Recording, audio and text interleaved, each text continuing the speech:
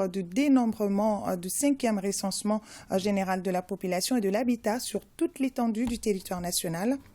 Durant 3 semaines, ils seront 26 327 agents recenseurs, 4 504 chefs d'équipe et 866 contrôleurs déployés pour cette opération. À cette occasion, le ministre de l'Économie et des Finances invite les Maliens à faire de ce recensement un acte civique pour la bonne réussite de l'opération. Le compte-rendu de Tamsir Diabaté.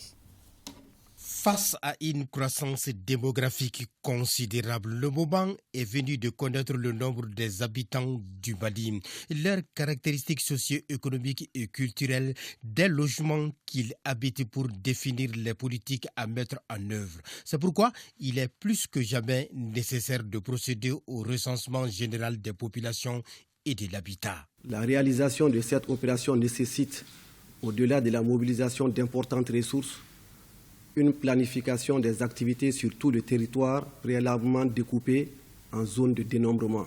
Pour bien mener ce recensement de grande envergure, 26 327 agents recenseurs, 4 504 chefs d'équipe et 866 contrôleurs spécialistes des TIC sont engagés sur le terrain auprès des ménages.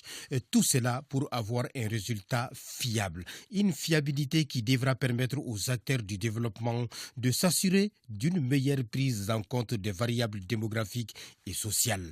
Et pour relever ces défis, il faut l'engagement de tous. Nous voudrions compter sur l'engagement des chefs de quartier dans nos villes et les chefs de village et de fractions en vue d'une meilleure orientation des agents recenseurs, le dévouement des autorités administratives et municipales, gouverneurs, préfets, sous-préfets, maires, pour la coordination des opérations dans leur circonscription. Et enfin, l'accompagnement habituel des forces de défense et de sécurité. Faire de ce 5e recensement général des populations et de l'habitat une obligation morale aussi et surtout un acte civique. C'est contribuer à la fois au développement de son pays, d'où l'appel du ministre de l'Économie et des Finances.